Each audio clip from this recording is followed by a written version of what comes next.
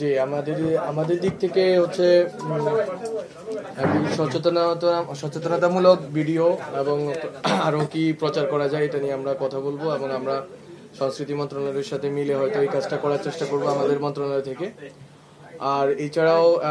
এই আমাদের যে বাংলাদেশে যে ইস্যুগুলো আছে আইন শৃঙ্খলার সাথে রিলেটেড, যেমন এখানে মব জাস্টিস ইস্যু আছে, তারপরে এখানে একটা মিলিটেন্সি ইস্যু হয়তো মানে সামনে আসতে পারে, বা আরো কিছু ইস্যু আছে। যে ইস্যুসগুলো আছে সেই ইস্যুসগুলো যাতে মিডিয়াতে ভালোভাবে উপস্থাপিত হয় এবং আসলে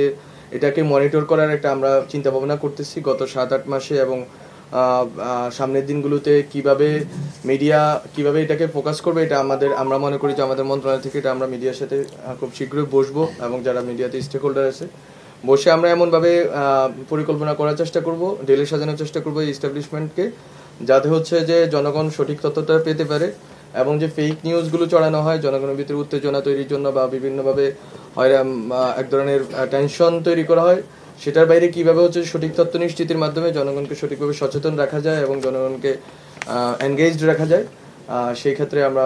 মিডিয়ার স্টেক হোল্ডারদের সাথে বসবো। এই দুইটা কাজ আমার মন্ত্রণালয় থেকে আমরা করব। এবং সরকারের বিরুদ্ধে যেহেতু আপনারা জানেন গত 6-7 মাস ধরেই সরকার যখন থেকে আছে দায়িত্বে,